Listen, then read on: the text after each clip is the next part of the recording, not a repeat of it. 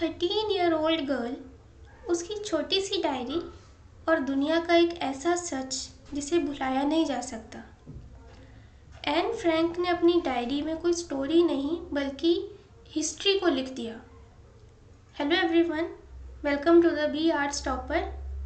इस particular video में we will discuss the first chapter of your English compulsory subject for the students of BA third year of Punjab university. Chapter का name है the diary of a young girl written by Anne Frank. Anne Frank की diary न सिर्फ एक teenage girl की emotions को reflect करती है बल्कि एक एंटायर जनरेशन, एक पूरी पीढ़ी के दुख दर्द, उनकी तकलीफ़ें और सपनों को भी दर्शाती है। आपके इंग्लिश के सिलेबस के अकॉर्डिंग उस ओरिजिनल डायरी की कुछ एंट्रीज हैं जिनकी समरी इस वीडियो में आज हम डिस्कस करेंगे। साथ ही साथ समरी करने के बाद क्वेश्चन आंसर्स भी करेंगे। ठीक है, स्टार्ट करते हैं with a brief introduction about the chapter. तो पहले तो हमें बैकग्राउंड पता होना चाहिए कि इस स्टोरी का, इस चैप्टर का बैकग्राउंड क्या है। देखो, एन फ्रैंक की जो डायरी है वो हमारी ह्यूमन हिस्ट्री के one of the darkest times में लिखी गई एक डायरी है। जी हाँ, टाइम था वर्ल्ड वॉर 2 का, सेकेंड वर्ल्ड वॉर चल रही थी और ईयर था 1942 जब ये डायरी लिखी गई थी। 1942 में स्टार्ट की थी, आगे भी चली है ये 1944 तक, ये इसकी एंट्रीज हमें मिलती हैं इस चैप्टर में। तो एन फ्रैंक की diary entries describe the miserable life led by the Jews under the Nazi regime in Europe during the Second World war. तो सेकेंड वर्ल्ड वॉर के टाइम पे ज्यूज़ की जो मिजरेबल लाइफ थी उसके बारे में बयान करती है एन फ्रैंक की जो डायरी की एंट्रीज़ हैं। जैसे मैंने अभी कहा था कि इस पूरी पीढ़ी के दुख दर्द, उनकी तकलीफ़ों को भी डायरी बयान करती है। इसीलिए कहा गया है कि एन फ्रैंक ने अपनी डायरी में इतिहास लिख दिया, क्योंकि उससे हमें हिस्ट्री पता चलती है। The Jews were forced out of their houses and sent into concentration camps. देखो, ज्यूज़ जो थे ना, उन पर बहुत ज़्यादा अत्याचार किया जा रहा था नाजी जर्मनी में उस समय एडोल्फ हिटलर के द्वारा। तो ज्यूज़ को उनके घरों से बाहर निकालकर कंसंट्रेशन कैंप्स में डाल दिया जाता था। Many of them were put into gas chambers and suffocated to death. इतना उस समय में उनको अत्याचार हो रहा था उनके ऊपर कि कईयों को तो गैस चैम्बर्स में डाल के और मार दिया जाता था। Those who had not yet been arrested were living under the constant fear of the Nazi police।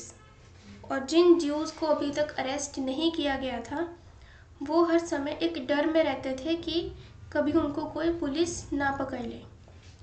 The young girl Anne Frank, a Jew, narrates the horrible experiences of her family during the period of Nazi occupation of Holland।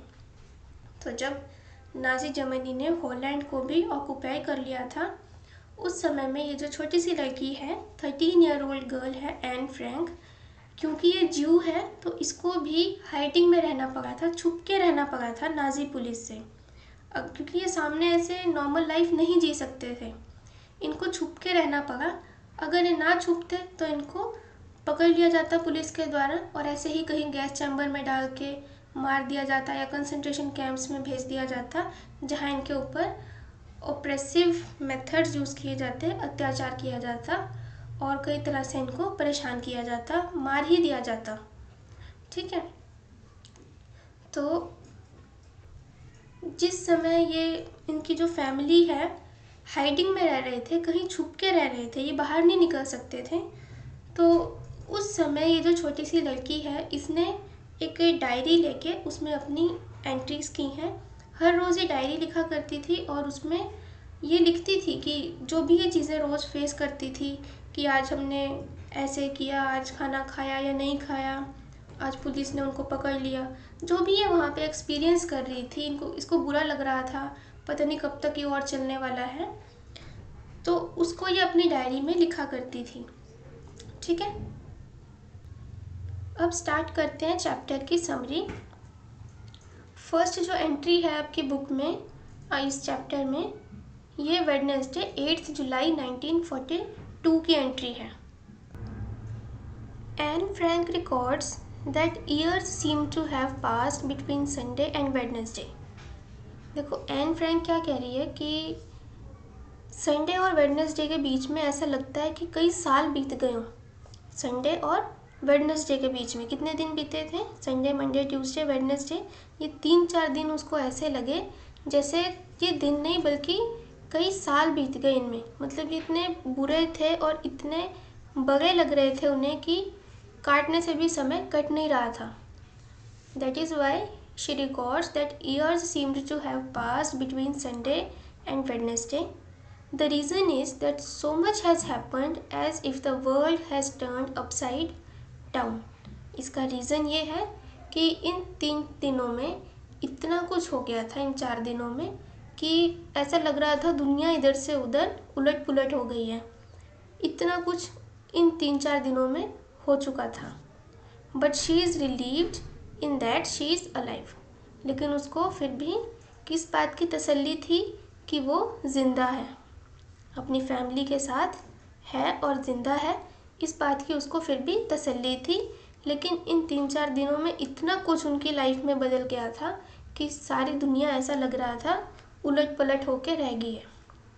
N then describes what happened on Sunday afternoon. अब Anne describe कर रही है कि Sunday को क्या हुआ था। At 3 o'clock someone rang the bell. 3 बजे आफ्टरनून में संडे को उनके घर की बेल बजती है। There was alarm. वो सारे डर जाते हैं कि बेल बजी है, पता नहीं कौन आया होगा। Her sister Margaret said that it was a call up notice from the Nazi police for their father.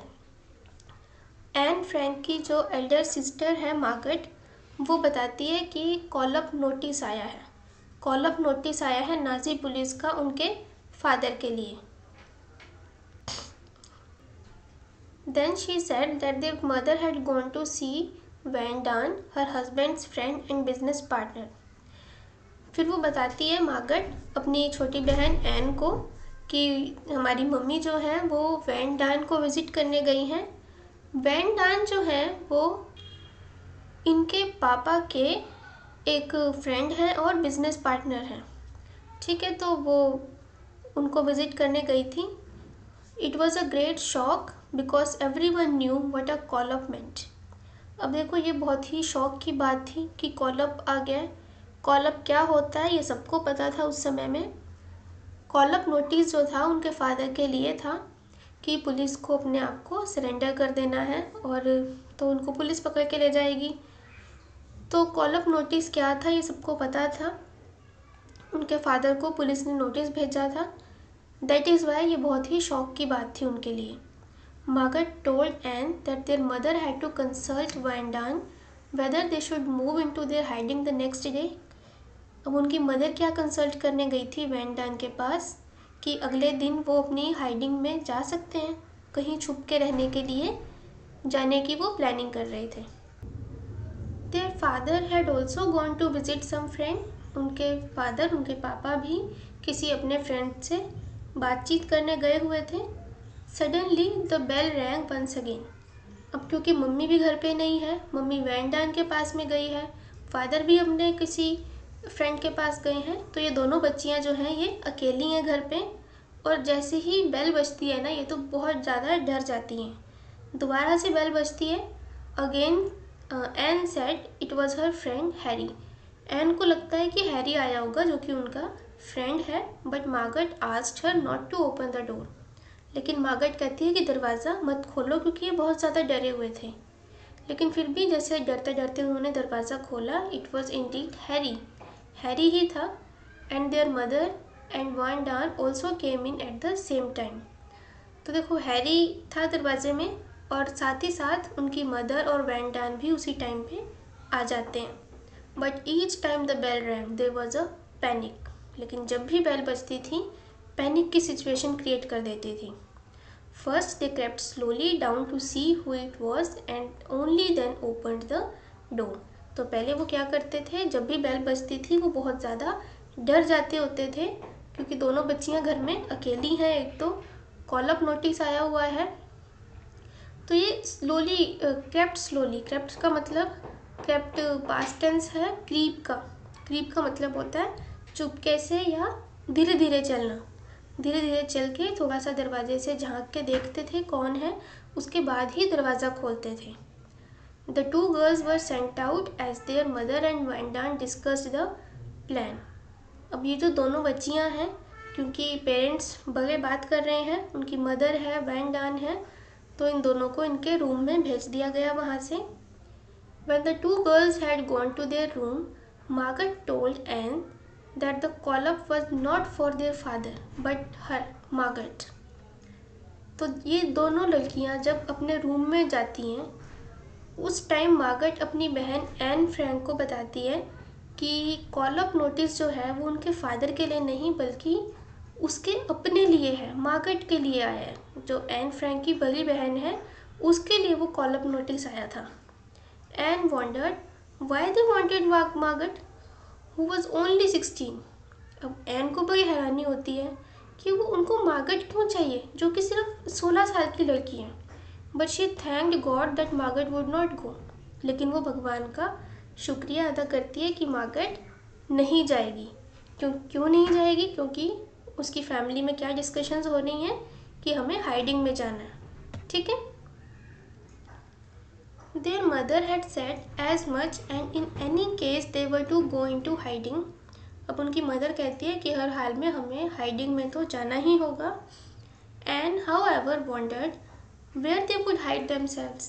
अब एन को बहुत हैरानी होती है, वो सोच रही होती है कि हम अपने आप को कहाँ छिपाएंगे। As the writer was only teenaged girl, only 13 at that time, she was not allowed to ask that sort of question.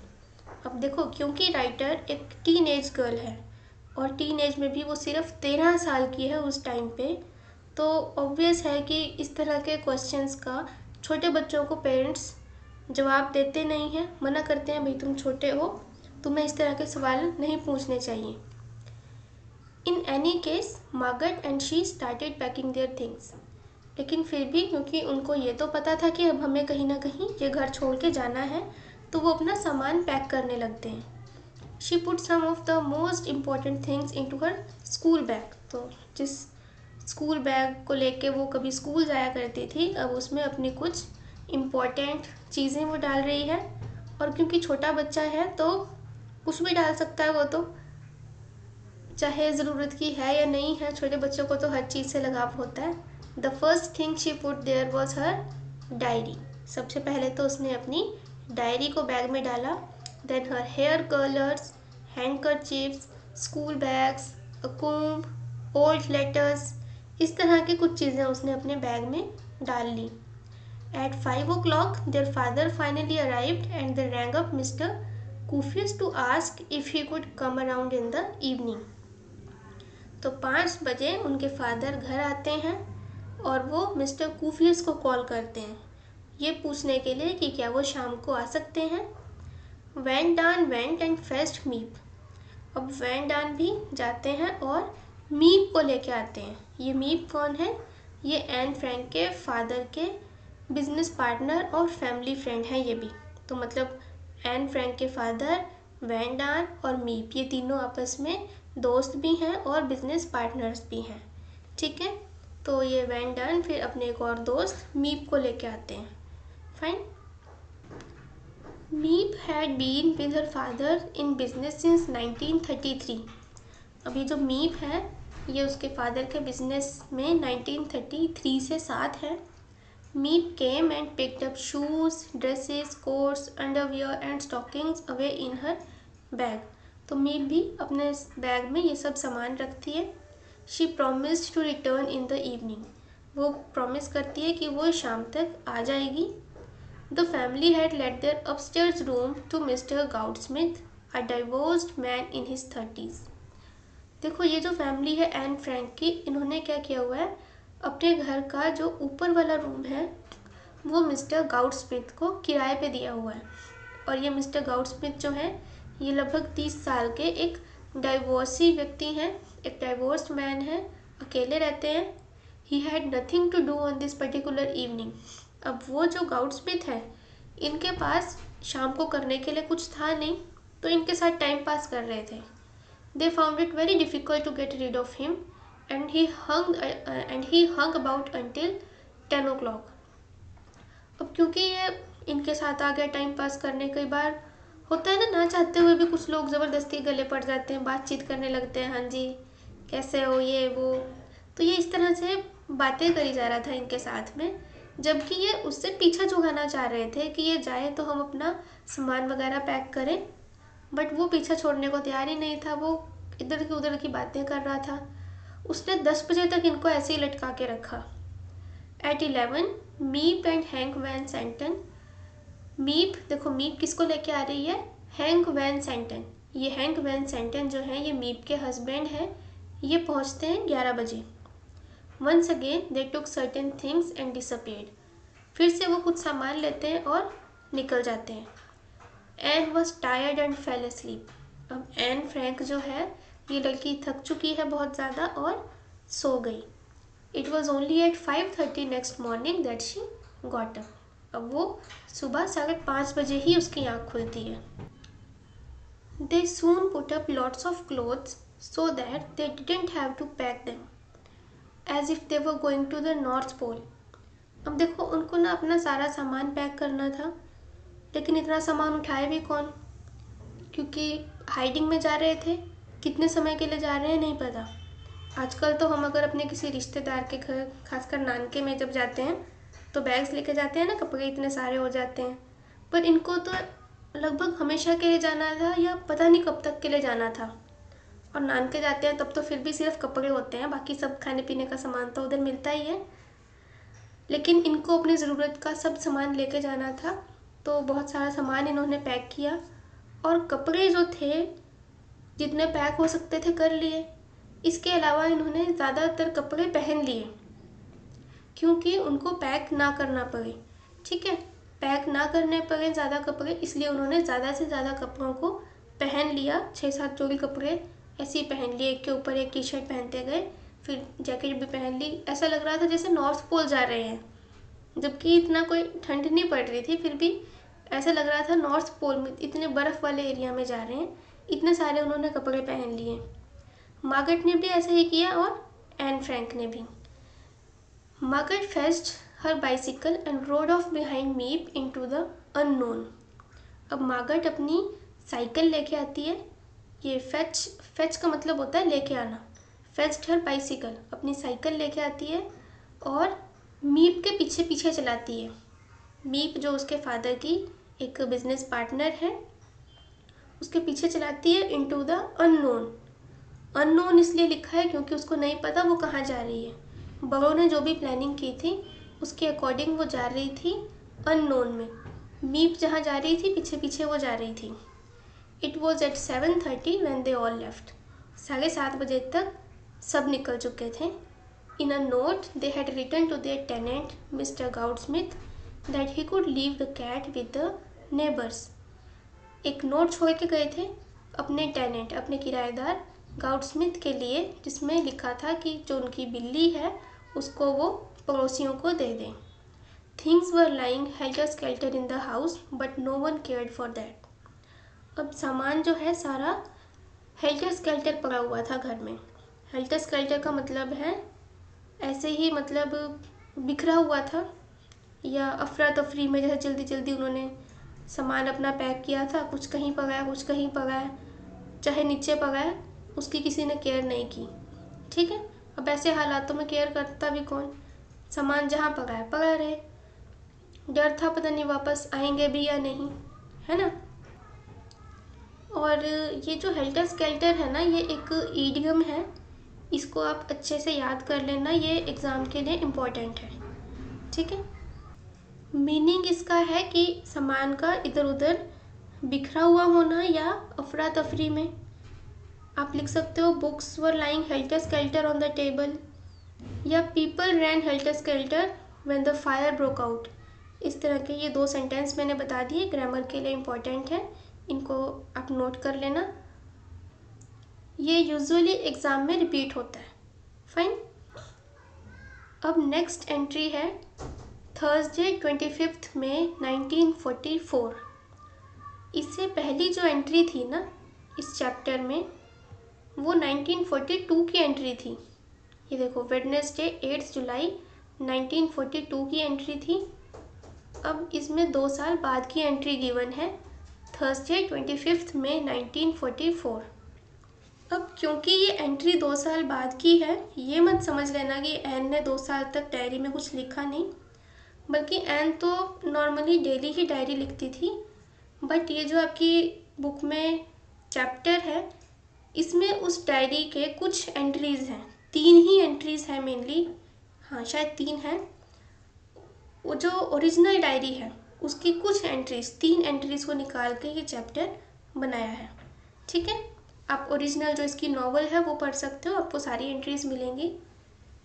Fine, लेकिन इसमें 3 एंट्रीज़ हैं और फर्स्ट एंट्री 1942 की है, सेकेंड वाली इसमें 1944 2 साल बाद की है।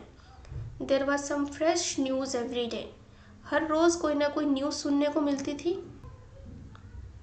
On the morning of May 25, their vegetable man was picked up for having 2 Jews in his house.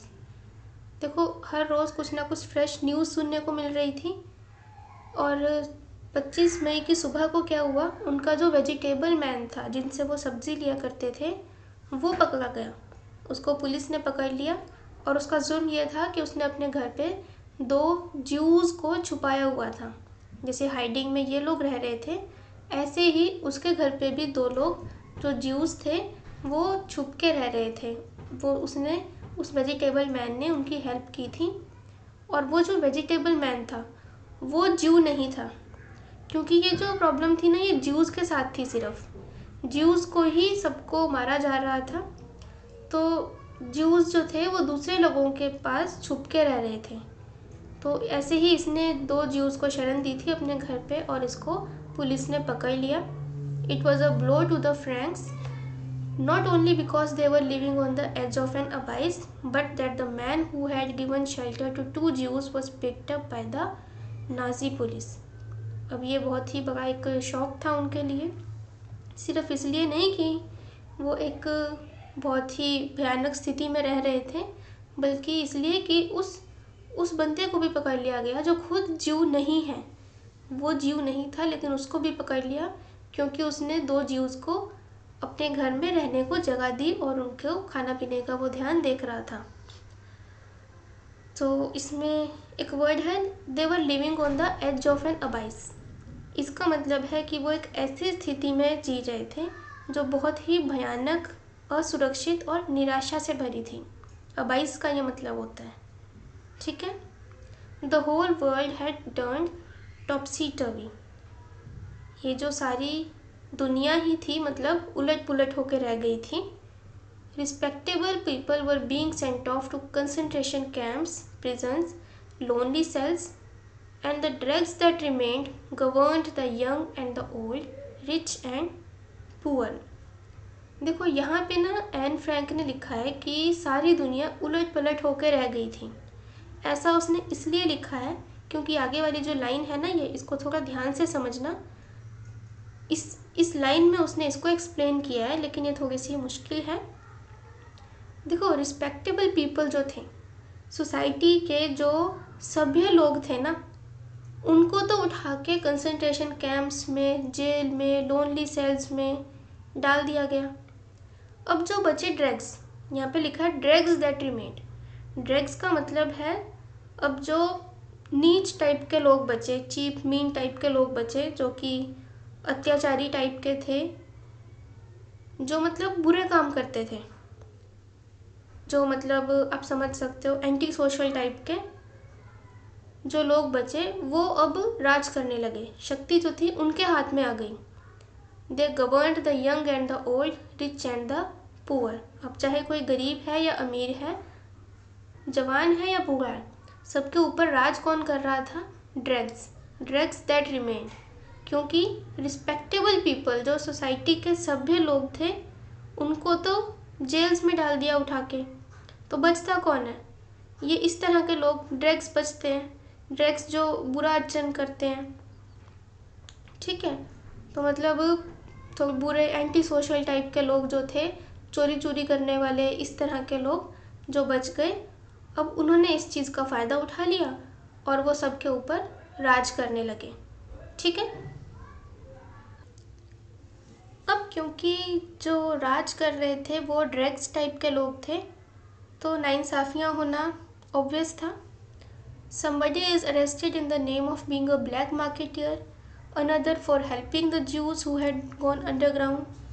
तो ऐसे ही किसी को भी अरेस्ट कर लिया करते थे। किसी को ब्लैक मार्केटिंग कर रहा है भाई तू, इसलिए अरेस्ट कर लिया। किसी को इसलिए अरेस्ट कर लिया भाई तुमने ज्यूज़ की हेल्प की है। So in short, anyone who was not a member of the Nazi Party of Holland was arrested under one pretext or another. तो शॉर्ट में हम कह सकते हैं कि जो भी इंसान नाजी पार्टी का मेंबर नहीं था, नाजी पार्टी को फॉलो नहीं करता था, उसको अरेस्ट कर लिया जाता था। किसी भी तरह से अरेस्ट कर लिया जाए, बहाना बना के, अंडर वन प्रिटेक्स्ट और अनदर। बहाना कुछ भी हो कि तुमने ज्यूज़ की हेल्प की है, तुमको इसलिए अरेस्ट किया है, ब्लैक मार्केटिंग कर रहे हो, कुछ ना कुछ बहाना बना के उस बंदे को अरेस्ट कर लिया जाता था जो नाजी पार्टी का विरोध करता था, या उसका अगर सपोर्टर भी नहीं था, आराम से अपनी ज़िंदगी जी रहा है, तो भी नहीं जीने दिया जाता था। ठीक है। The loss of the vegetable man was a great loss because the girls could not be sent out to buy things. अब ये जो वेजिटेबल मैन का अरेस्ट था, ये बहुत बड़ा लॉस था, क्योंकि ये जो लड़कियां थी ये बाहर सामान लेने नहीं जा सकती थी। फैमिली में से कोई भी नहीं जा सकता था, क्योंकि अगर बाहर देख लिए जाते तो पकड़ लिए जाते। The solution was to cut down on eating. एक ही सोल्यूशन बचता था कि खाना थोड़ा कम कर दो। Anne's mother said that they would stop eating breakfast and have porridge and bread for lunch and fried potatoes for supper. तो खाना थोड़ा सा अब कम करना पड़ेगा, क्योंकि सब्जी वाला ही अरेस्ट हो गया है। खाने का जुगाड़ जो है वो बहुत मुश्किल से हो पाएगा, इसलिए अब थोड़ा कम कर दो। एन की मदर ने कहा कि ब्रेकफास्ट तो हम करेंगे ही नहीं, ब्रेकफास्ट करना बंद कर देंगे, लंच में हम सिर्फ पॉरेज और ब्रेड लेंगे। पॉरेज आप समझ सकते हो, एक तरह का दलिया या ओट्स। ठीक है, दूध से बनता है पॉरेज, मतलब दूध में बनाया जाता है, ओट्स या दलिए की तरह आप समझ लो। तो लंच में ये एक तरह का दलिया खा लेंगे, पॉरेज खा लेंगे, साथ में ब्रेड खा लेंगे एक दो, और सपर में मतलब रात के खाने में फ्राइड पोटैटोज़ खा लिया करेंगे।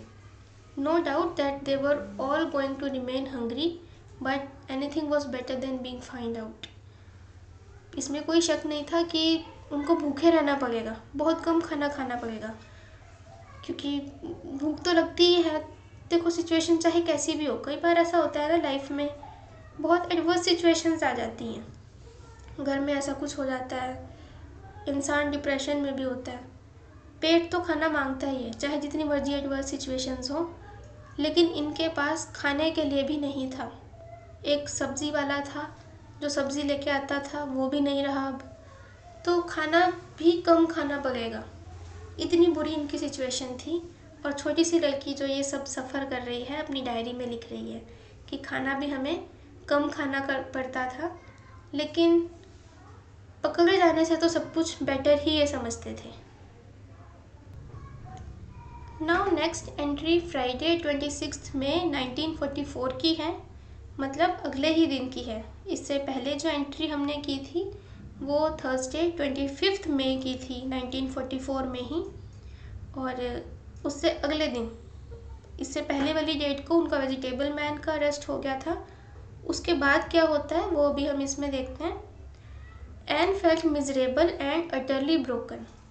अब एन फ्रैंक जो है ये बहुत ही ज़्यादा बुरी हालत में है, मिजरेबल कंडीशन में है और अटरली ब्रोकन है, बहुत बुरी तरह टूट चुकी है।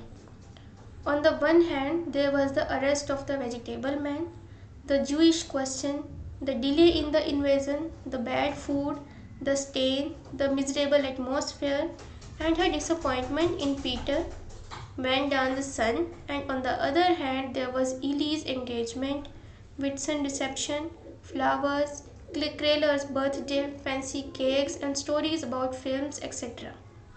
देखो ये लाइन थोड़ी बड़ी है, इसको मैं एक्सप्लेन करती हूँ, या इससे नेक्स्ट भी पढ़ देती हूँ पहले in short there was a curious mixture of laughing one day and weeping on another.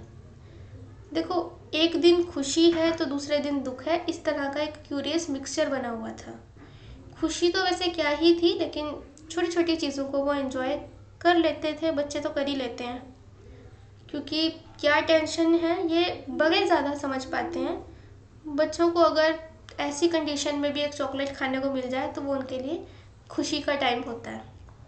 मीप and क्रेलर employee in Frank's business carried the heaviest burden of the 8 people in hiding।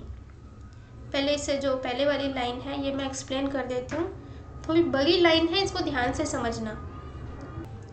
ये लाइन ना Anne Frank के conflicted emotions को show कर रही है, जिसमें एक तरफ दुख और निराशा थी और दूसरी तरफ छोटी छोटी खुशियाँ भी थी। यहाँ पे लिखा है ना, on the one hand there was the arrest of the vegetable man.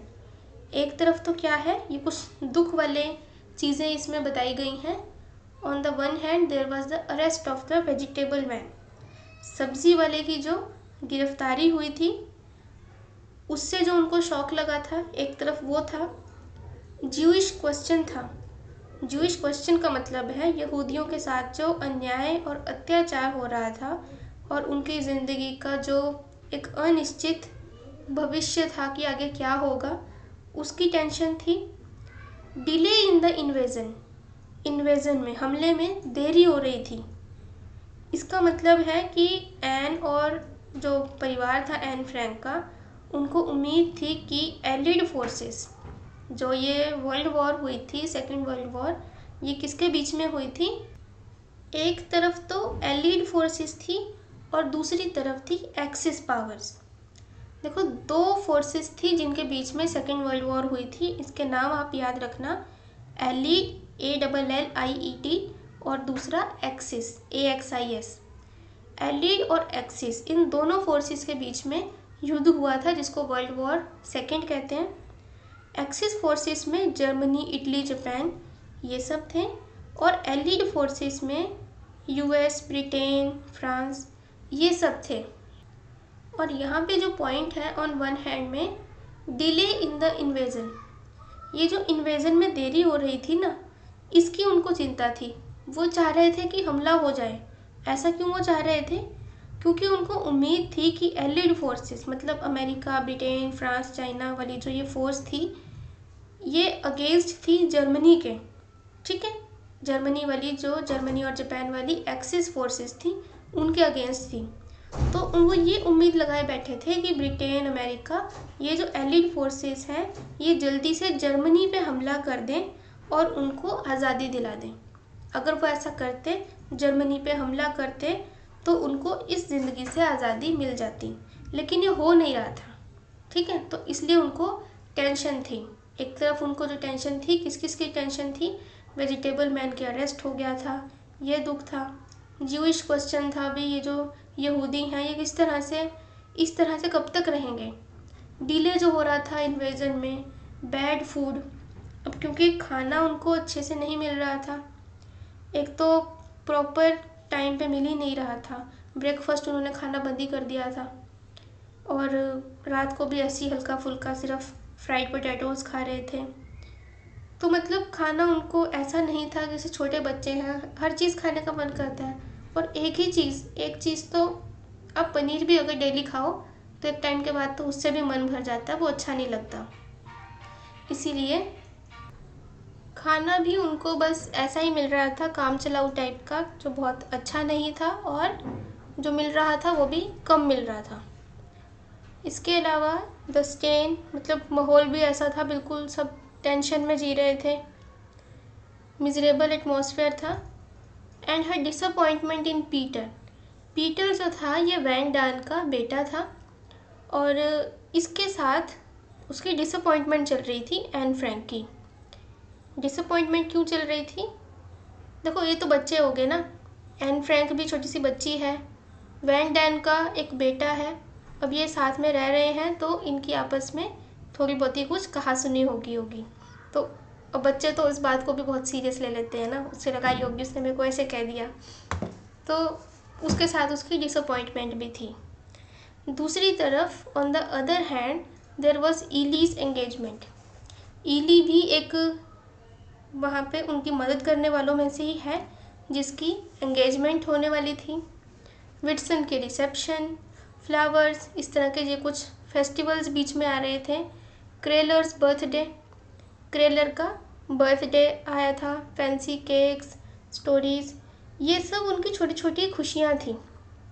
ठीक है, तो छोटी छोटी जो चीज़ें थी जो इस हाइडिंग में भी उनकी ज़िंदगी में थोड़ी सी रोशनी लेके आ रही थी, क्योंकि वैसे तो उनकी कंडीशन बहुत मिजरेबल थी, लेकिन थोड़ी सी छोटी छोटी खुशियाँ, जैसे क्रेलर का बर्थडे है उसमें थोड़ा सा उनको केक खाने को मिल गया, तो ऐसी खुशियों को वो एंजॉय भी कर रहे थे। थोड़ा सा खुश होने का उनको मौका मिल जाता था, अदरवाइज़ उनकी जो लाइफ थी वो मिजरेबल ही थी। बच्चे एंजॉय कर लेते हैं, बड़े तो खैर नहीं कर पाते, बड़े तो खुश हो ही नहीं पाते अगर ऐसी चीज़ हो, लेकिन हाँ बच्चों के लिए वो थोड़ा सा एक मोमेंट होता है जब वो थोड़ा सा खुश हो लेते हैं। सो ये जो है मिक्स्ड फीलिंग्स जो उसकी हैं एन फ्रैंक की ज़िंदगी को, मतलब दुखी भी है और कहीं कहीं थोड़ी बहुत ही खुश भी हो रही है। इस तरह से एक निराशा भरी ज़िंदगी भी है, दूसरी तरफ छोटी छोटी खुशियाँ, उसके कॉन्फ्लिक्टेड इमोशंस को इस लाइन में शो किया गया है। ठीक है, आई होप कि समझ में आ गई होगी। नहीं आई तो आप कमेंट सेक्शन में बता देना, थोड़ा और एक्सप्लेन करने की मैं कोशिश करूँगी, या मेरा व्हाट्सएप नंबर पे आप डायरेक्टली मैसेज भी कर सकते हो। अगर आपको कहीं भी कोई कन्फ्यूज़न रहती है, कुछ क्वेरी है आपकी, तो मुझे बता सकते हो। और अगर समझ में आ रहा है तो प्लीज़ मेरी मेहनत के लिए अच्छा सा कमेंट ज़रूर कर देना और लाइक कर देना वीडियो को। ठीक है, क्योंकि इतनी बड़ी लाइन थी, इसको समझना आई थिंक काफ़ी डिफ़िकल्ट था। ठीक है, so in short there was a curious mixture of laughing one day and weeping on another. तो एक क्यूरियस मिक्सचर था, शॉर्ट में हम कह सकते हैं, जिसमें एक दिन हंसी वाला था तो दूसरा दिन रोने वाला। भाई एक दिन जैसे केक को खा लिया बर्थडे में, दूसरे दिन वेजिटेबल मैन अरेस्ट हो गया तो डर लग रहा है, इस तरह की सिचुएशन में वो जी रहे थे। Miep and Kraler, employed in Frank's business, carried the heaviest burden of hiding 8 people. देखो मीप और क्रेलर, हमने स्टार्टिंग में पढ़ा था ना कि मीप के पीछे पीछे साइकिल चला के मार्गरेट जा रही थी इनटू द अननोन। तो ये जो मीप है ना, इन्होंने ही इनको अपने घर में छुपाया था। ये मीप और क्रेलर, इनके पास तो बहुत एक हैवीएस्ट बर्डन था। ये मीप और क्रेलर, ये दोनों ही एन फ्रैंक के पापा के बिजनेस पार्टनर्स हैं। इनका हैवीएस्ट बर्डन था क्योंकि इन्होंने 8 लोगों को अपने घर छुपाया हुआ था। ये वैन डान भी आई थिंक ज्यू ही हैं, इनको भी और एन फ्रैंक की फैमिली को भी, क्योंकि वैन डान का बेटा भी यहीं पे है ना, तो इनको भी छुपाया हुआ है। तो यहाँ पे 8 लोगों को इन्होंने अपने घर पे शरण दी हुई है, तो बहुत बड़ा एक हैवीएस्ट बर्डन है इनके ऊपर। Koophuis, Frank's business partner and Elli, their employee, did all they could and felt exhausted. अब ये मिस्टर कूफियस जो कि फ्रैंक के बिजनेस पार्टनर हैं, और इली जिसकी अभी एंगेजमेंट भी हुई थी, वो उनकी एम्प्लॉय है। जो कुछ वो कर सकते थे अपने एंड पे कर चुके थे, और अब वो भी बहुत थका हुआ फील कर रहे थे, सोच रहे थे पता नहीं ये सब कब तक और चलने वाला है, क्योंकि एक तो ऐसे दूसरे लोगों को अपने घर 2 साल से रखना और फ्री ऑफ कॉस्ट ही उनको सब कुछ देना, और फिर उनके लिए मतलब अपनी जान जोखिम में डालना, क्योंकि अगर पुलिस को ज़रा सा पता लग जाता कि इन्होंने अपने घर जीव लोगों को छुपाया हुआ है, और 1-2 भी नहीं बल्कि 8, तो इनको मार दिया जाता, पुलिस पकड़ के ले जाती। तो अपना भी इनको बहुत डर था, फिर भी वो हेल्प कर रहे थे, बहुत ही एग्जॉस्टेड फील कर रहे थे। The Franks have been in hiding for 2 years। ये जब हमने पढ़ना स्टार्ट किया था, फर्स्ट एंट्री 1942 की थी, तो 1942 से 44 तक अब 2 साल हो चुके हैं एन फ्रैंक और उसकी फैमिली हाइडिंग में रहते हुए इनको। And Anne wonders how long it is going to last. अब एन बहुत ही परेशान होती है, सोचती है कि ये सब कब तक चलने वाला है, ये ख़त्म ही नहीं हो रहा। They face difficulties every day, हर दिन वो कुछ ना कुछ डिफ़िकल्टीज़ फेस कर रहे थे। One day the sewer was block. अब उनका सीवर जो था वो ब्लॉक हो गया, और सीवर ब्लॉक हो जाना, इतने सारे लोग एक जगह पे रह रहे हैं, छुप के रह रहे हैं पुलिस से, सीवर ब्लॉक हो गया, ये भी एक अलग ही दिक्कत है, स्मेल आएगी, बड़ी एक अनहाइजीनिक कंडीशन थी ये। When they go to the WC, they have to take a lavatory brush. उनको एक lavatory brush चाहिए था। Meep sent them a cake with the words Happy Whitsun not attached to it. अब इस समय में क्या हुआ कि मीप ने उनको एक केक भेज दिया। केक में लिखा था हैप्पी विट्सन। अब ये विट्सन उनका एक फेस्टिवल है, जिस फेस्टिवल को विश करने के लिए मीप ने एक केक भेजा, एक नोट लिखा था साथ में हैप्पी विट्सन। अब ये जो सिचुएशन थी उनकी, इसमें हैप्पी तो कुछ था नहीं, लेकिन क्योंकि त्यौहार था तो उसने बच्चों को खुश करने के लिए ये केक भेज दिया, क्योंकि उनकी अपनी जो कंडीशन थी, but their own condition was such that it seemed as if me their own condition was such that it seemed as if Meep was making fun of them. उनको ऐसा लगा कि मीप जो है वो उनका मजाक उड़ा रही है, क्योंकि एन फ्रैंक छोटी सी बच्ची है। हैप्पी विल्सन को देख के उसको इतना गुस्सा आ गया कि मतलब इसको आप हैप्पी कहते हो, हैप्पी क्या है इसमें, तो उसको गुस्सा आ गया। उसको लगा कि मीप भी हमारा मजाक उड़ा रही है, हमें हैप्पी विल्सन का नोट लिख के केक दिया उसने, हमारा यहाँ पे सीवर भी ब्लॉक हो गया, खाने को तो हमें ठीक से मिलता नहीं है। वो हैप्पी विल्सन कह रही है, हैप्पी कहाँ है। Every day they were living in terror, हर दिन तो वो डर में जी रहे थे। The police forces open the door somewhere and they feared that their own turn had come. कहीं भी पुलिस फोर्सेस जो हैं वो दरवाज़ा खड़काती थी तो उनको अपना डर हो जाता था कि अब शायद अगली बारी हमारी ही है। And there seemed to be no end to their panic. ऐसा लग रहा था कि उनका ये जो पैनिक है इसका कोई अंत नहीं है। Again and again Anne asked herself if it had not been better if they had all been dead and did not have to fear death every day. अब बार बार देखो एन फ्रैंक जो है ना, छोटी सी बच्ची, उसके मन में एक थॉट आ रही है बार बार कि हम ये जो रोज़ डर रहे हैं, रोज़ मर मर के जी रहे हैं, इससे बेटर ये ना हो कि हम सब मर ही जाएं, कि अगर हम सारे एक ही बार मर जाएं तो हमें रोज़ रोज़ मरने का डर नहीं रहेगा। But then they would all recoil from such thoughts because they loved life. लेकिन फिर इन सभी थॉट्स को वो पीछे हटा के, रिकॉयल का मतलब है पीछे हटना, तो इन सबको वो भुला के फिर से सोचती थी कि नहीं, क्या पता कुछ अच्छा भी हो जाए, क्योंकि ज़िंदगी से प्यार भी तो है। They still hope that something would happen soon. वो अभी भी इस उम्मीद में है कि कुछ ना कुछ अच्छा ज़रूर होगा। But nothing, not even shooting could crash them more than the restlessness they were experiencing. ये जिस तरह की रेस्टलेसनेस से गुजर रहे थे ना, जिस तरह के पैनिक की मिजरेबल कंडीशन से गुजर रहे थे, उस कंडीशन से तो शूटिंग, अगर इनको गोली मार दी जाए ना, उसको भी ये बेटर ही समझ रहे थे कि अगर शूट कर दिया जाए हमें, शायद वो भी बेटर होगा। इस कंडीशन से तो मतलब बुरा नहीं होगा वो भी। So she prayed for the end to come. वो प्रेयर करती है कि भगवान अब तो इस सिचुएशन को ख़त्म कर दो, even if it is hard. Only then they would learn whether they were finally going to win और लॉस फॉर एवर। कि तभी हमें पता लगेगा कि फाइनली हम जीत रहे हैं या हमेशा के लिए हार रहे हैं। लेकिन कुछ ना कुछ तो अब कर ही दो, या तो जिता दो या हरा ही दो, लेकिन इस कंडीशन से बाहर निकाल दो। तो यहाँ पे देखो, आपका ये जो चैप्टर है ना, the diary of a young girl, इसकी समरी मैंने एक्सप्लेन कर दी है।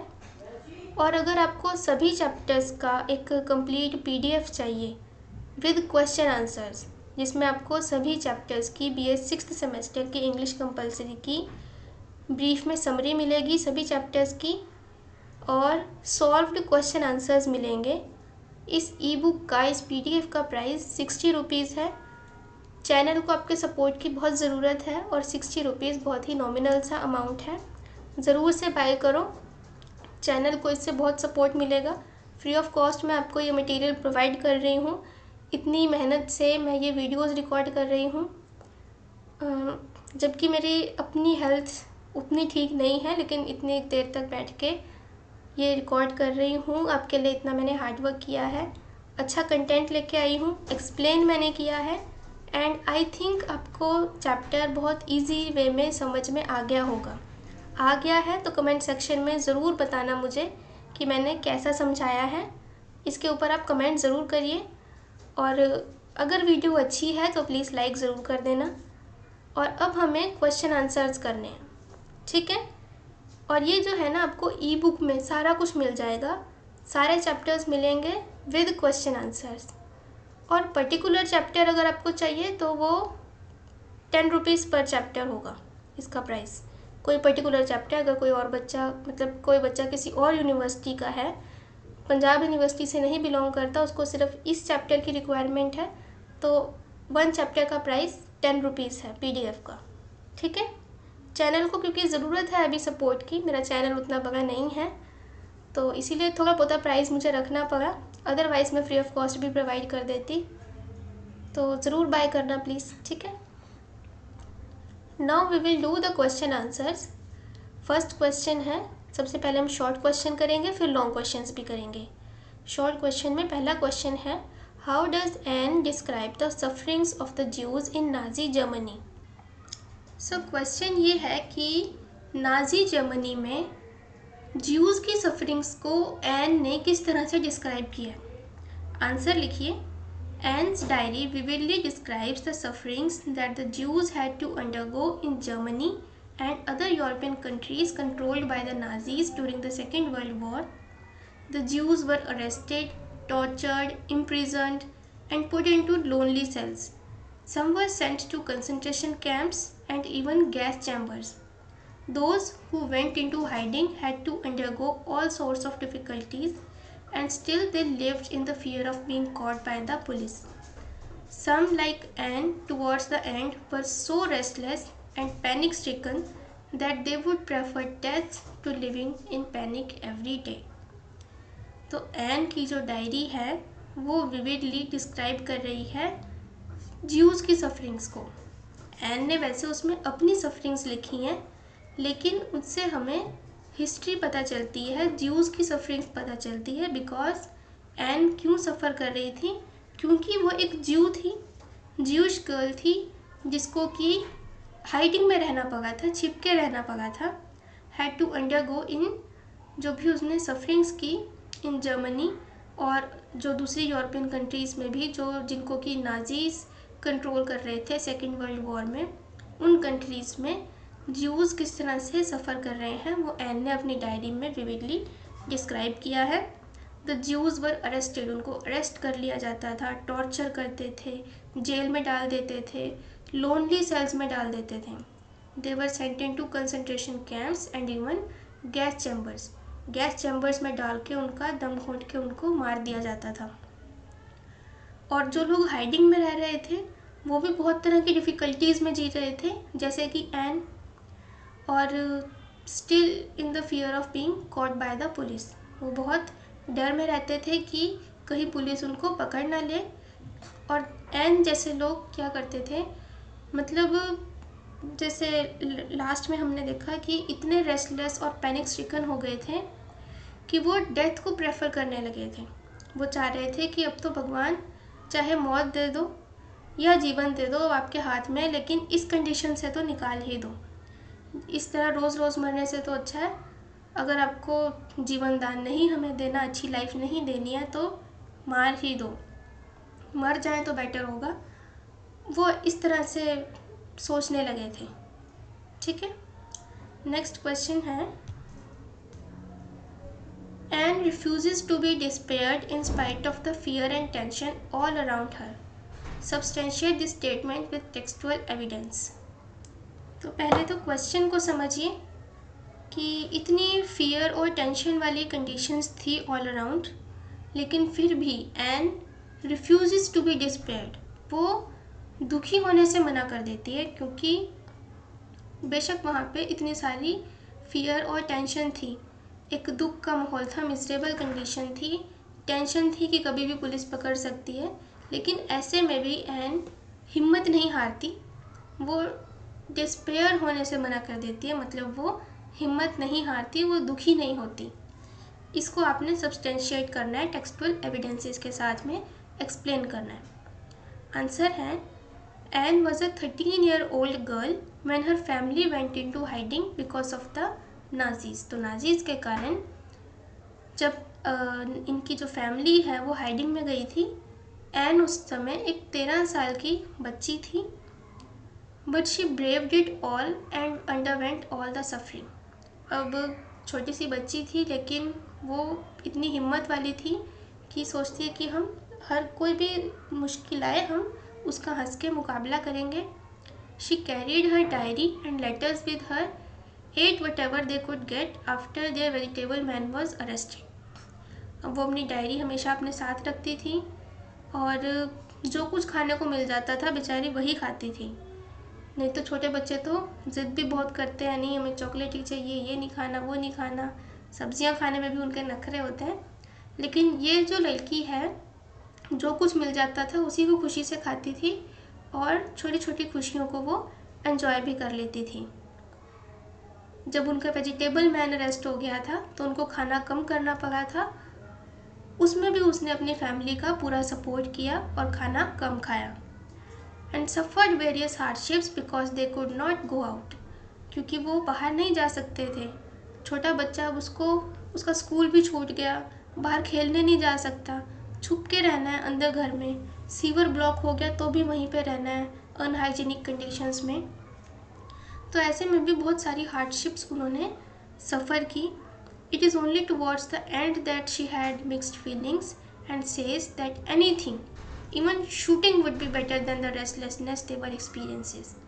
सिर्फ हमें दिखता है कि लास्ट में, एंड में इस चैप्टर के हमें इसमें पढ़ने को मिलता है कि वो थोड़ा सा हिम्मत हार रही थी, जब वो कहती है कि इस रेस्टलेसनेस से तो शूटिंग हो जाए, हमें गोली मार दी जाए, मर जाए, शायद वो भी बेटर होगा, लेकिन अब इस कंडीशन से बाहर आना चाहती हूँ।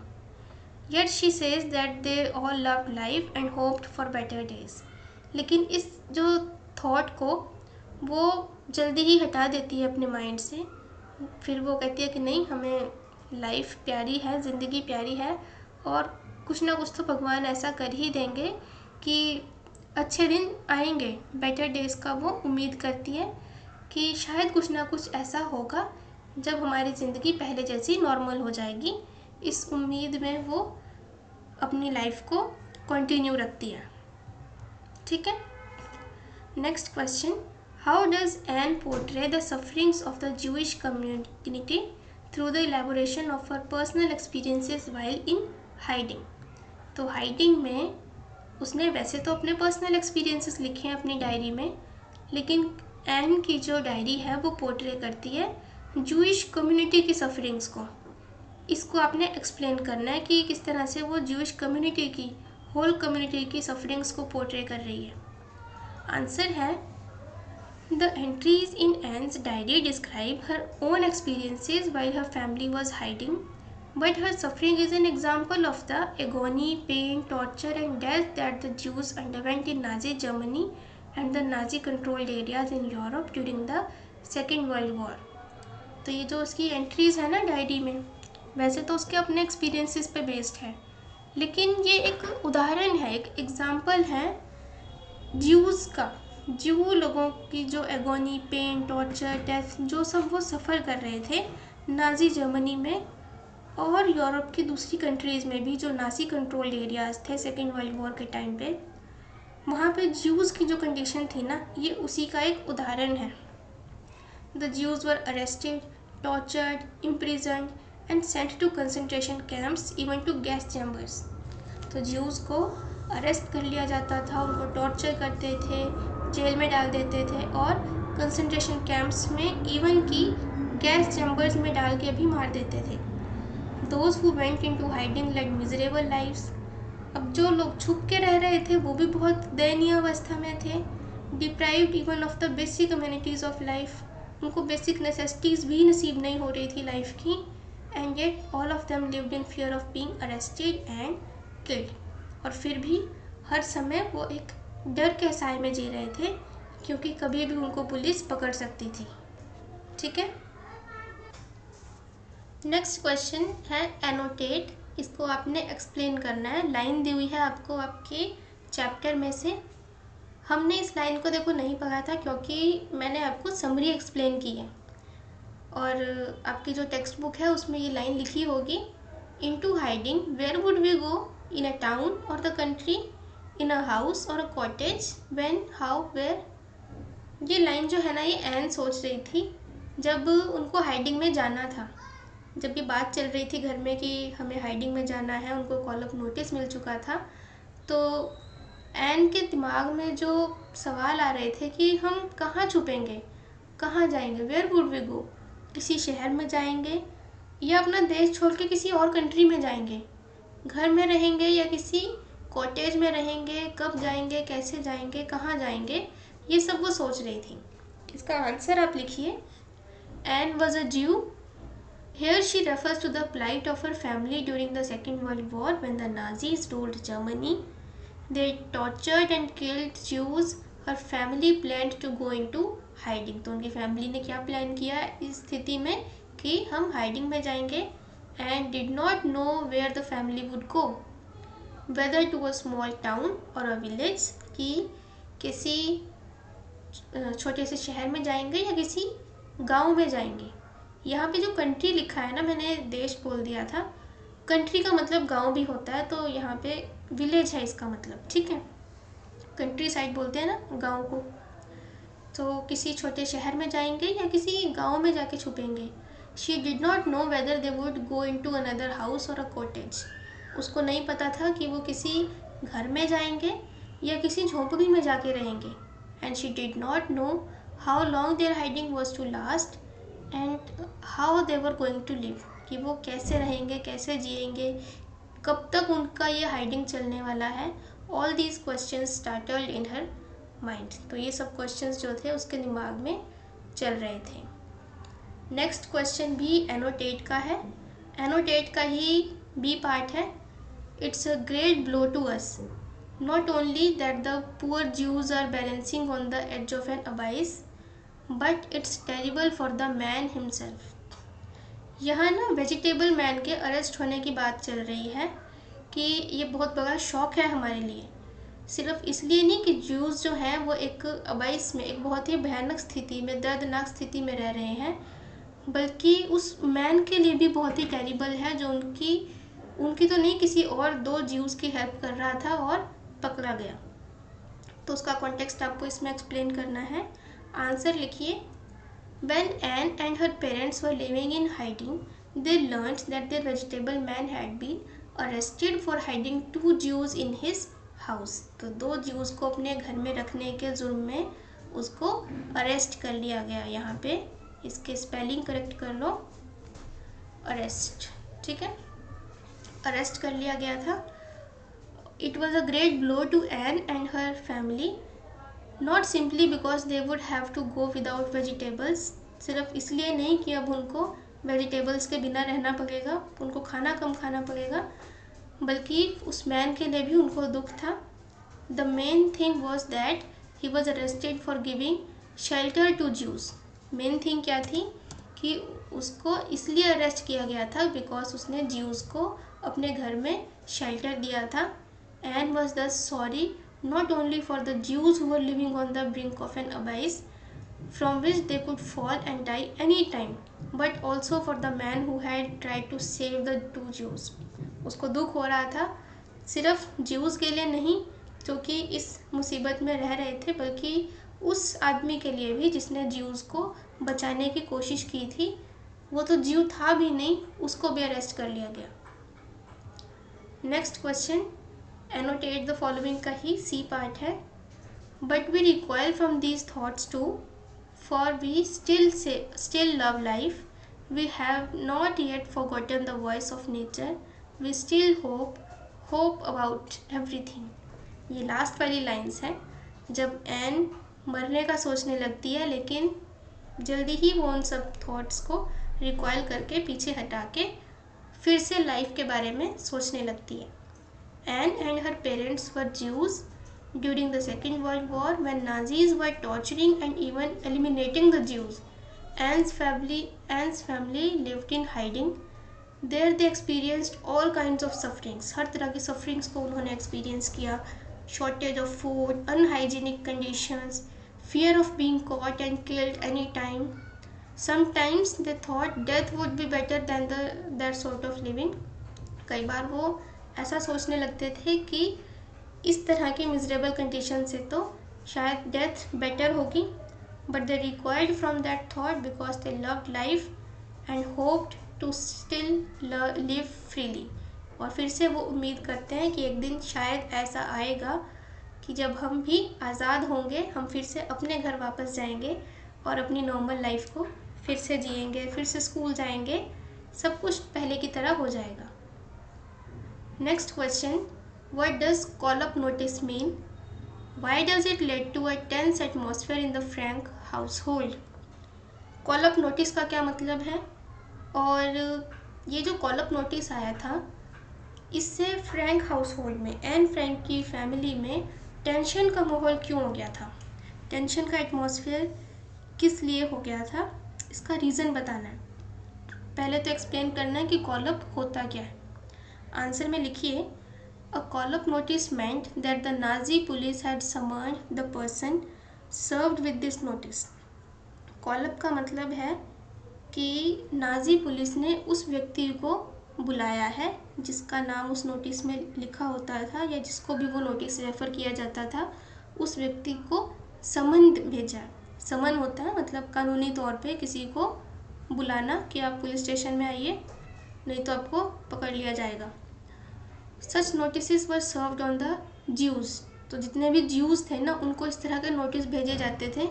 Who were the main target of the Nazi party during the Second World war.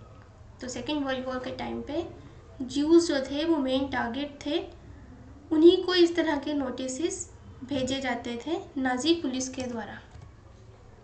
ठीक है. A person who was given such a notice was arrested, tortured, put into prison, sent into a concentration camp, and if he was not lucky, into a gas chamber.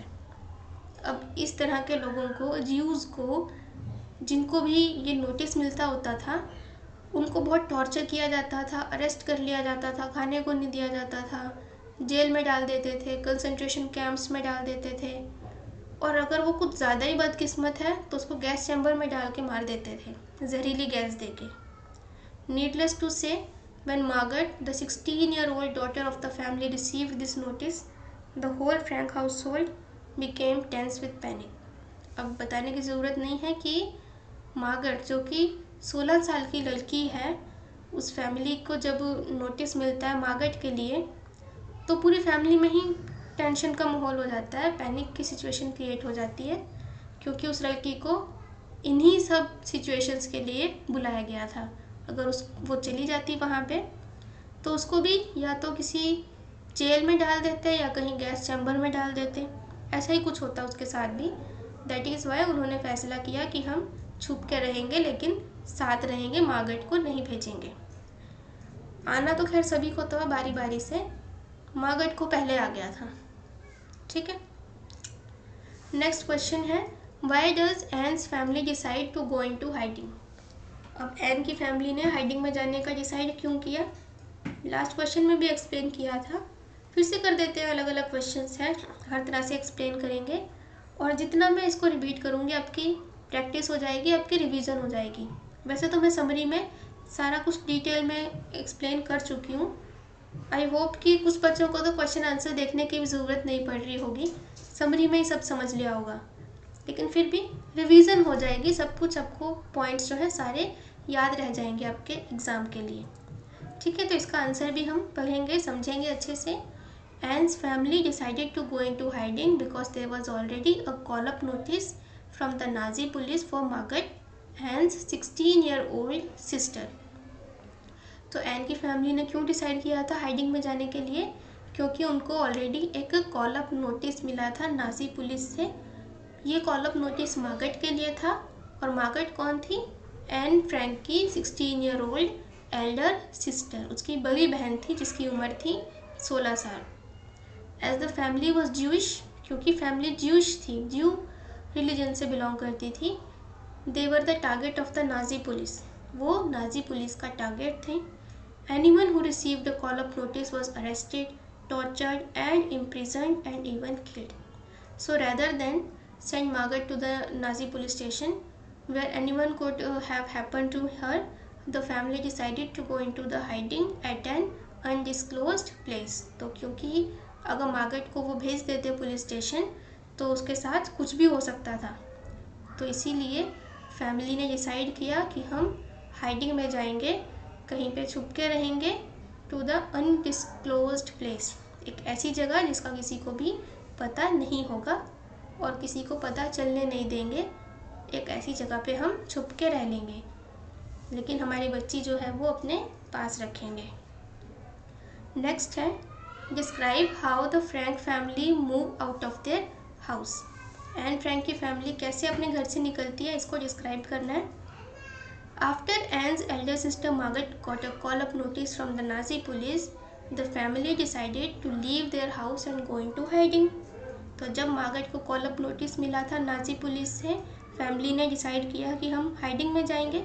They informed only the closest friends and business partners who were to go with them.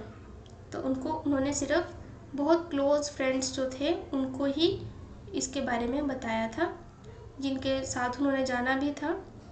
They packed their most essential things and put them into bags. बहुत ज़रूरी जो सामान था उनका वो उन्होंने bag में डाल लिया। Each of them put on 3 to 4 pairs of clothes because no Jew could have moved out with a suitcase. अब हर एक ने उनमें से क्या किया, 3-3, 4-4 जोड़ी कपड़े पहन लिए, ऐसे पहन लिए जैसे नॉर्थ पोल जा रहे हो, इतनी ठंड हो, इतने सारे कपड़े उन्होंने पहन लिए, क्योंकि किसी भी ज्यू को ना सूटकेस ले जाना अलाउड नहीं था बाहर।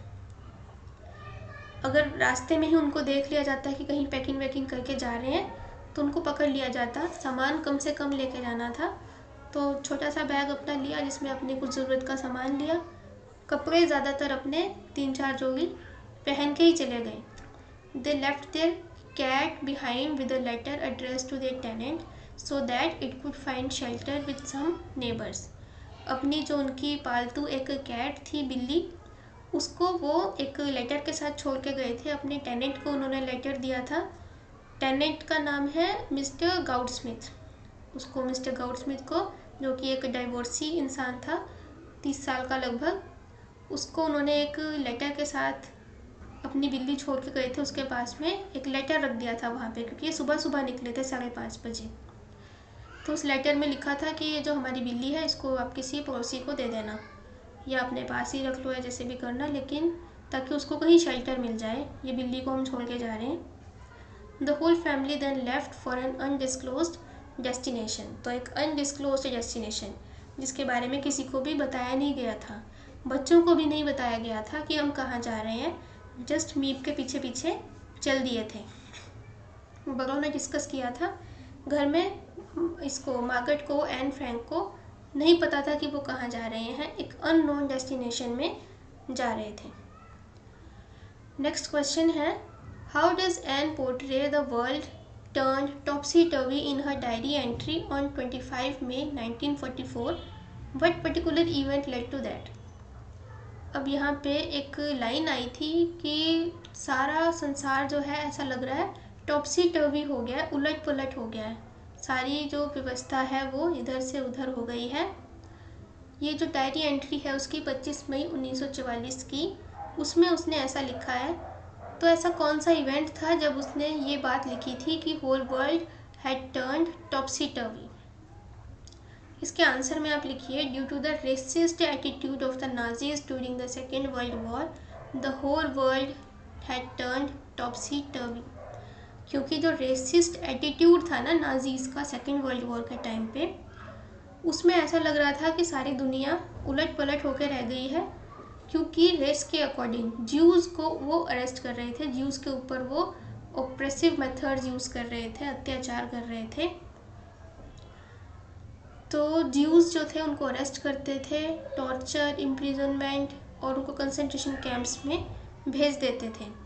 Even Christians who gave shelter to Jews were not spared. Jews से तो इनकी दुश्मनी थी ही, लेकिन जो क्रिश्चियंस थे ना, जो ज्यूज को शरण दे रहे थे अपने घर में, उनकी हेल्प कर रहे थे, उनको भी वो छोड़ते नहीं थे। अगर किसी क्रिश्चियन ने किसी ज्यू की हेल्प की है तो उसको भी अरेस्ट कर लिया जाता था। The particular event that Anne refers to in her diary entry of 25 May 1944 is the arrest of their vegetable man. उनका जो वेजिटेबल मैन था वो क्रिश्चियन था, लेकिन क्योंकि उसने दो ज्यूज़ को हेल्प की थी, इसलिए उसको पकड़ लिया गया था। This vegetable man who had given shelter to 2 Jews in his house, in short, everyone who was not the member of the Nazi party, did not what would happen to him or her. मतलब जो भी Nazi party of Holland से belong नहीं करता था, उसको नहीं पता था कि उसके साथ कब क्या हो जाए। Did not know what would happen to him or her. ठीक है, तो नाजी पार्टी से जो नहीं बिलोंग करता था, चाहे वो क्रिश्चियन है, ज्यू होने का तो मतलब ही नहीं बनता क्योंकि ज्यूज़ को तो मारा ही जा रहा था, लेकिन अगर क्रिश्चियन भी है जो उनको फॉलो नहीं कर रहा है और उनके रूल्स को ब्रेक कर रहा है, स्पेशली ज्यूज़ को हेल्प कर रहा है, तो उसके साथ भी कब क्या हो कहा नहीं जा सकता था। Fine, next question. When Miep sends the currant cake, why does Anne think that she is ridiculing them. जब मीप ने करंट केक सेंड किया था तो एन को ऐसा क्यों लगा कि मीप उनका मजाक उड़ा रही है। सबसे पहले तो करंट केक का मतलब समझ लेते हैं। करंट ना, जैसे हमारे यहाँ किशमिश होते हैं ना, इस तरह से आप समझ लो, तो उससे बना हुआ वो केक था, रेजिन्स का, कोई काजू जैसे, मतलब एक मीठी बेरीज होती हैं किशमिश जैसी, तो उनका वो केक था, करंट केक। और एन को लगा कि मीप हमारा मजाक उड़ा रही है ये केक भेज के। Miep was a business partner of the Anne's father and a family friend. तो थोड़ा बहुत पहले इंट्रोडक्शन दे देना चाहिए कि मीप है कौन। मीप एन के फादर की बिजनेस फ्रेंड थी, बिजनेस पार्टनर थी। She had come to the hiding place when Anne's with Anne's family. वो उसी हाइडिंग प्लेस में आई थी एन की फैमिली के साथ, और आई थिंक वो मीप का ही घर था क्योंकि मीप ने उसको छुपाया था। When on the day of Whitsun, Meep sent Anne's family a currant cake with the note, "Happy Whitsun." It looked as if Meep was ridiculing them. तो मीप जब एन की फैमिली को एक करंट केक भेजती है तो उस पर ना एक नोट लिख के भेज दिया था, हैप्पी विट्सन। वो तो विश कर रही थी बच्चों को हैप्पी विट्सन ताकि वो थोड़ा सा बेटर फील करें, केक खा लें, लेकिन क्योंकि उनकी कंडीशन ऐसी थी, मिजरेबल थी, तो एन को लगा कि ये हमारा मजाक उड़ा रही है क्या, भाई क्या तमाशा बना दिया, हमारा मजाक उड़ाया जा रहा है हैप्पी विट्सन बोल के, क्योंकि यहाँ पे हैप्पी तो कुछ है नहीं, और ऐसी कंडीशन में भी अगर वो हैप्पी कह रही है, हैप्पी विट्सन कह रही है, तो शायद वो हमारा मजाक बना रही है। वो थोड़ा फ्रस्ट्रेट हो गई थी इस कंडीशन से, तो उसको मीप का ये जो स्टेप था, ये जो मतलब एक्ट था, जो उसने केक भेजा था, वो उसको सही नहीं लगा। उसको लगा कि ये हमारा मजाक उड़ाने वाली बात है, क्योंकि हम जिस कंडीशन में हैं वहाँ हैप्पी कुछ है ही नहीं। इतनी बुरी कंडीशन में रहना, सीवर भी ब्लॉक हो गया था उस टाइम, तो जब ये केक भेजा गया था, तो अनहाइजीनिक कंडीशंस में रहना, खाना उनको ठीक से मिलता नहीं था, ऐसे में केक खाना, वो भी डरते डरते, क्या पता केक खाते खाते ही पुलिस वाले पकड़ लें, कुछ कहा नहीं जा सकता था। तो इस कंडीशन में हैप्पी विट्सन उसको कहना अच्छा नहीं लगा। The reason is that Anne's family was in hiding and living in panic because they were Jews. There was nothing happy in their lives at that time. Therefore, the words Happy Whitsun seemed to ridicule them. Of course, Meep was a friend and she had no such intention. हालांकि मीप friend थी तो उसका ऐसा कुछ intention नहीं था, लेकिन फिर भी एन को इस तरह से लग गया था क्योंकि वो फ्रस्ट्रेट हो चुकी थी बहुत ज़्यादा। इस तरह की कंडीशन में वो, उसकी हिम्मत अब टूटती जा रही थी क्योंकि 2 साल हो गए थे उनको इस तरह से रहते रहते। नेक्स्ट क्वेश्चन है, discuss how Anne presents her conflict of wishing to live and to die at the same time. ये बहुत इंपॉर्टेंट क्वेश्चन है। ये जो लास्ट वाली लाइन्स है ना, जिसमें कॉन्फ्लिक्ट शो करती है, मर जाए तो बेटर है नहीं, जीना ही बेटर है, अच्छे दिन आएंगे, अपना टाइम आएगा। तो ये जो कॉन्फ्लिक्टिंग सिचुएशन थी, ये वाला जो क्वेश्चन है इम्पोर्टेंट है, ये आई थिंक रिपीट होता रहता है एग्ज़ाम में। Anne belong to a Jewish family as the Jews were the main target of the Nazis during the Second World War. Anne's family lived in hiding for 2 years, 2 साल से hiding में रह रहे थे। During this period Anne had to undergo a lot of suffering, बहुत सारी miserable conditions को सफ़र करना पड़ा। The worst, however, was living in fear of death which could have come at any time. सबसे बुरा क्या था कि कभी भी मारे जा सकते थे, कभी भी पुलिस पकड़ सकती थी, तो इसका जो डर था वो बहुत एक बड़ा डर था। Sometimes she felt that death would be better than the kind of life because it would put an end to all tensions and fears. तो कई बार उसके मन में ख्याल आता था कि शायद डेथ इससे तो बेटर ही होगी, और डेथ ही अगर आ जाए, हम मर जाएं सब, तो हमारी ये जो कंडीशन है, ये टेंशन और फियर की जो लाइफ है, इससे हमें छुटकारा मिल जाएगा, सब कुछ ख़त्म हो जाएगा। और जब सब ख़त्म हो जाएगा तो ना तो कोई टेंशन रहेगी, ना फियर रहेगा कि पुलिस पकड़ लेगी, हम ही नहीं रहेंगे तो पुलिस पकड़ेगी किसे। But then the desire to live and the hope of a better future kept her alive.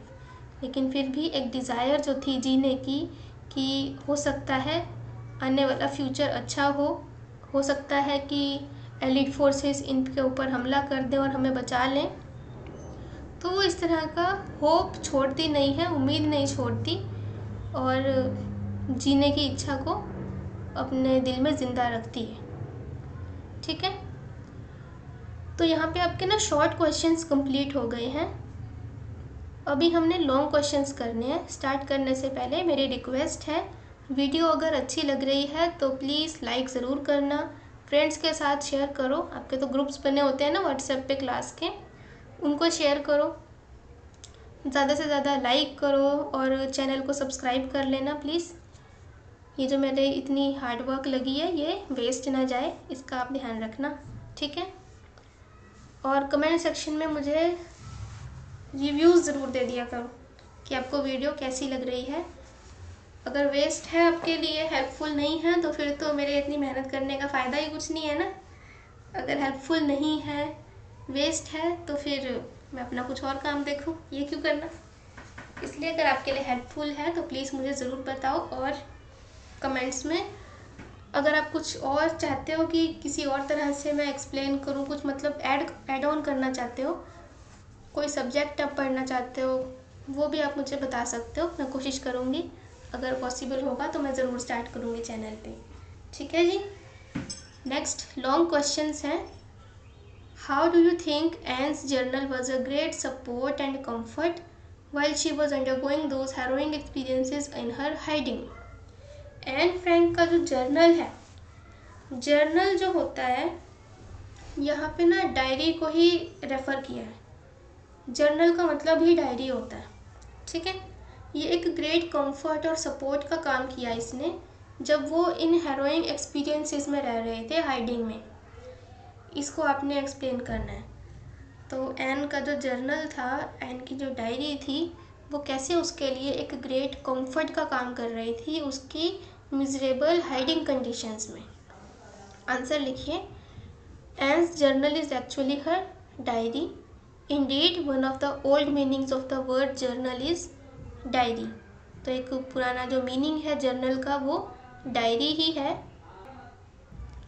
और स्पेसिफिकली जर्नल के मीनिंग की अगर मैं बात करूँ तो जर्नल का जो मीनिंग होता है ना, वो वेरी करता है कॉन्टेक्स्ट के अकॉर्डिंग। क्या कॉन्टेक्स्ट है, यहाँ पे जर्नल और डायरी सिमिलर है इनका मीनिंग।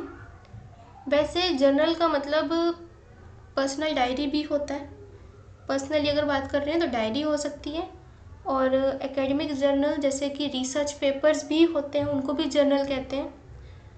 और न्यूज़पेपर और मैगजीन्स जो होते हैं ना, इनको भी जर्नल्स कहते हैं, ठीक है। तो Anne Frank used to write a diary every day and record her thoughts and feelings in it.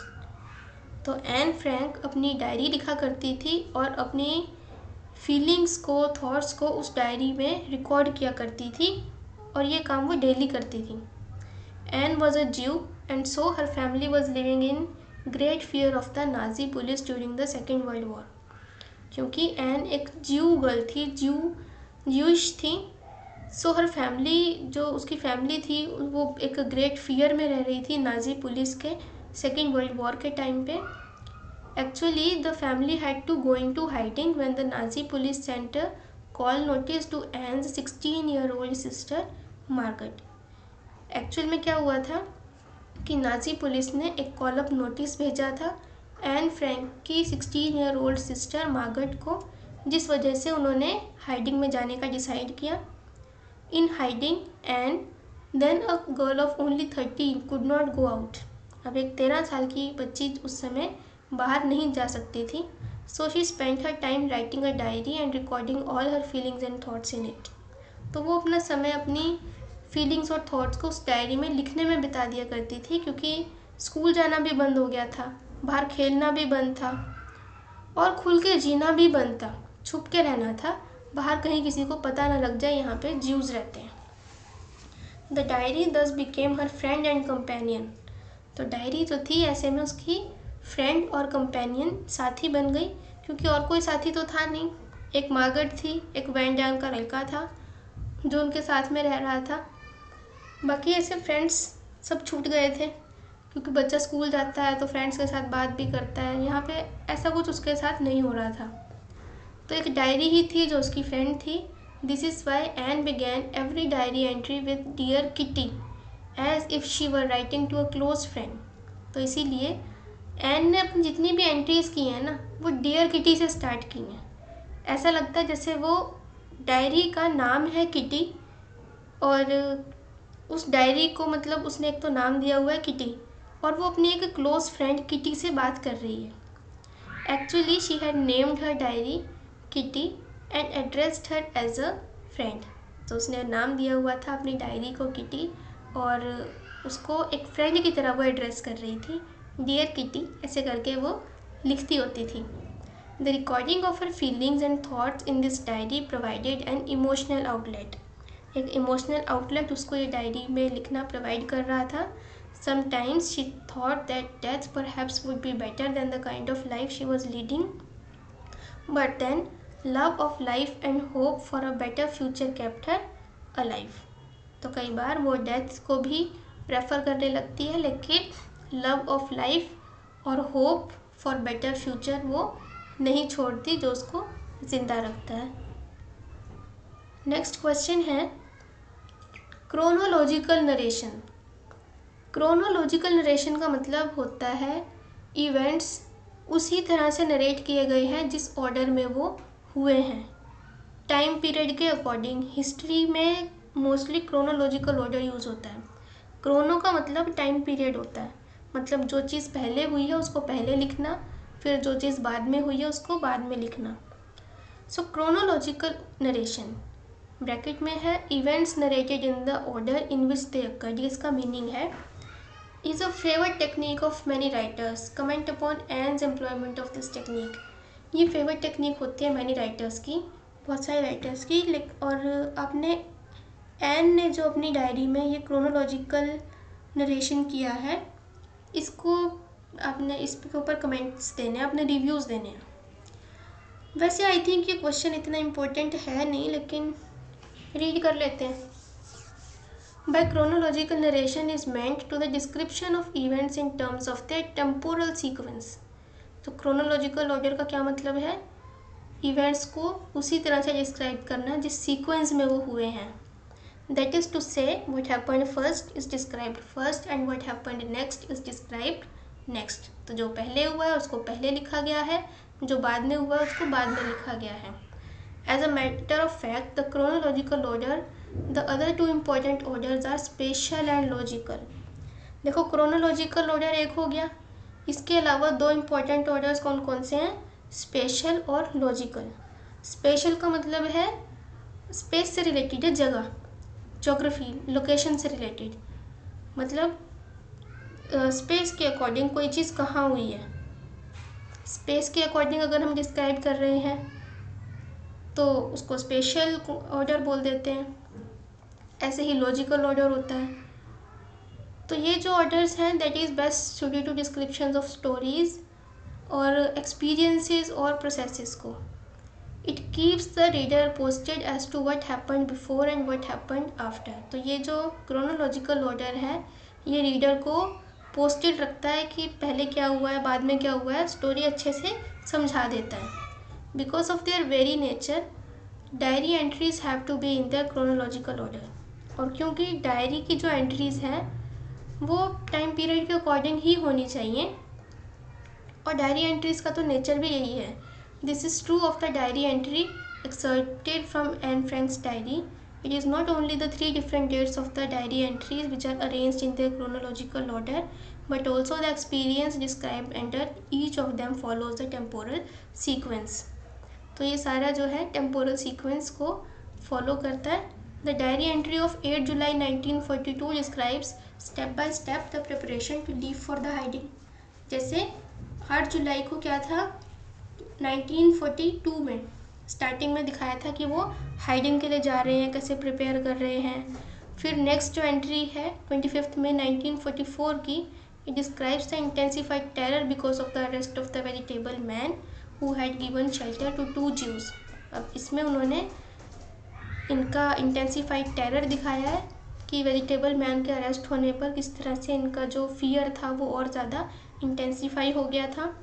Next जो एंट्री है 26 मई की, that narrates the tension in Anne's mind after living in hiding for 2 years. Thus, Anne's diary entries give a step-by-step record of the Franks family's underground days. ठीक है, ये important नहीं है इतना, छोड़ना हो तो छोड़ भी देना, वैसे समझा दिया, याद ही रह जाएगा आई थिंक अब तो, है ना। तो PDF नोट्स बाय करने के लिए मेरा व्हाट्सएप नंबर गिवन है, 60 रुपीज़ प्राइस है, और ये प्राइस आपके सभी 9 चैप्टर्स का है। अगर आपको सिर्फ ये diary of a young girl के नोट्स चाहिए तो वो 10 रुपीज़ का है, और अगर आपको PDF चाहिए BA 3rd ईयर का, BA 6th सेमेस्टर के इनसाइट्स के सारे चैप्टर्स का, तो वो 60 रुपीज़ में आपको मिल जाएगा, कंप्लीट ई बुक मिलेगी। ठीक है, तो यहाँ पे आपका ये चैप्टर कंप्लीट हो गया है, सारा कुछ मैंने एक्सप्लेन कर दिया। वीडियो को प्लीज़ लाइक ज़रूर कर देना अगर आपके लिए हेल्पफुल है, कमेंट सेक्शन में अपने रिव्यू ज़रूर देना, शेयर करना फ्रेंड्स के साथ, चैनल को सब्सक्राइब कर लेना। थैंक यू सो मच, और आपके एग्ज़ाम के लिए बहुत बहुत शुभकामनाएं आपको। All the best.